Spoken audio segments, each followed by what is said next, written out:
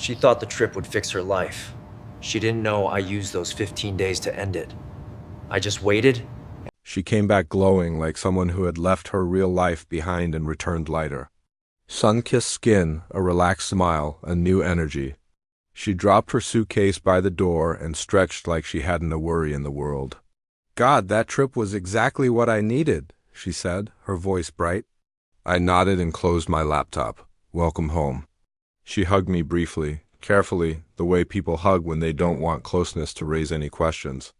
Then she went on and on about the views, the silence, the clarity she found. She painted a beautiful picture of solitude and self-discovery.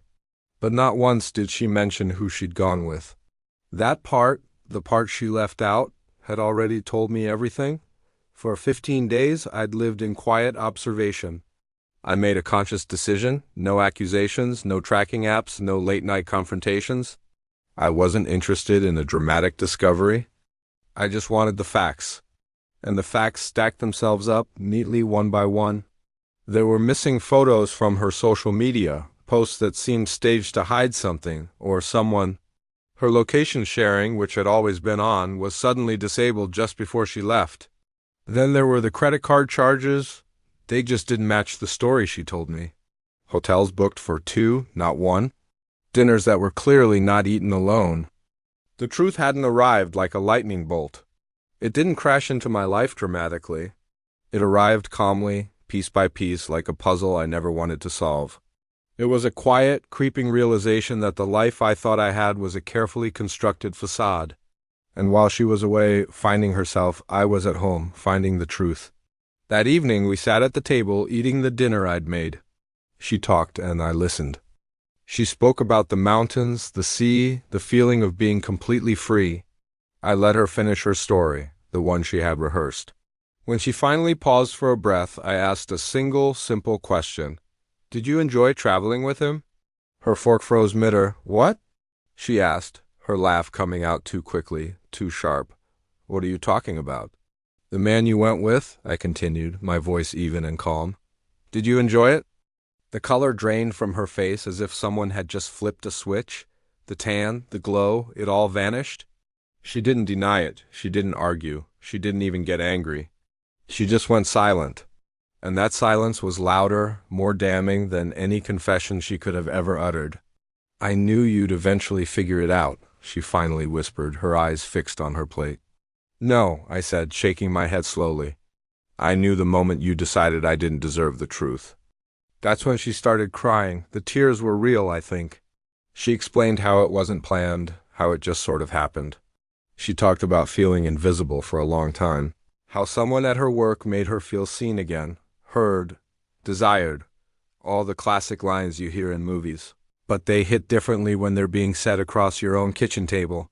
I listened without interruption, letting her say everything she needed to say. I owed her that, at least. When she finally finished, her voice raw with emotion, I pushed a manila envelope across the table toward her. "What's this?" she asked, her hands shaking as she reached for it. "Everything you postponed by going on that trip," I replied. "It's just being handled a little earlier than you expected." Inside were documents, separated bank accounts, legal notices, a detailed timeline of everything I had prepared. It was all there. Clean, quiet, and meticulously organized. There was no room for negotiation or argument. It was final. "You did all this while I was gone?" she asked, her voice barely a whisper. She looked at me like she was seeing a complete stranger. "Yes? You didn't even wait to talk to me?" I met her eyes directly. "You already chose not to talk to me when you boarded that plane with him." Then her sadness turned to anger. She accused me of being cold, calculated, heartless. But her voice cracked when she realized something far worse. I wasn't angry. Anger means you're still engaged, that you still care enough to fight. I wasn't fighting. I had disengaged. My heart had quietly packed its bags long before she packed her suitcase. The days that followed were surreal. She moved between panic and regret, desperately trying to pull me back into conversations I no longer wanted to have. She apologized profusely. She promised she would change. She suggested therapy, couples counseling, anything to rewind the clock. "I believe you're sorry," I told her one afternoon, and I meant it. But that doesn't mean I have to stay. She didn't expect that. I think people who are used to forgiveness arriving automatically are always surprised by consequences. They expect a storm, a fight, and then a return to normal. They don't expect the quiet closing of a door, and the man she traveled with. The one who made her feel so seen? He vanished the moment things became real. Her calls went unanswered. Her messages were ignored. The grand romance evaporated the second responsibility showed up at the door. Funny how that works. She ended up losing more than she ever thought she would. Respect, stability, the trust of people who assumed she'd never be that person. I lost something too. An illusion. But I learned that illusions weigh far more than the truth. Letting go of one feels a lot like liberation. Weeks later, we finalized everything quietly.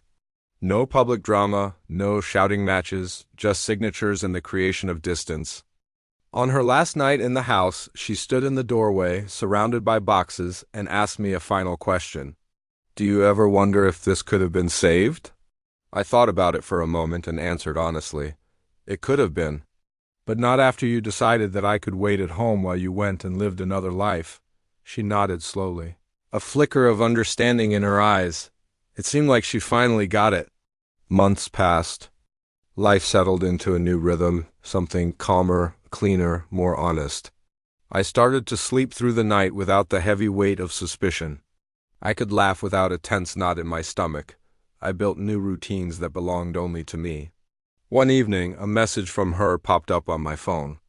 I think about that question you asked me at the dinner table, she wrote. It changed everything. I stared at the screen for a long time, thinking about her words. Then I typed my reply. It didn't change anything, I wrote. It just revealed what was already true.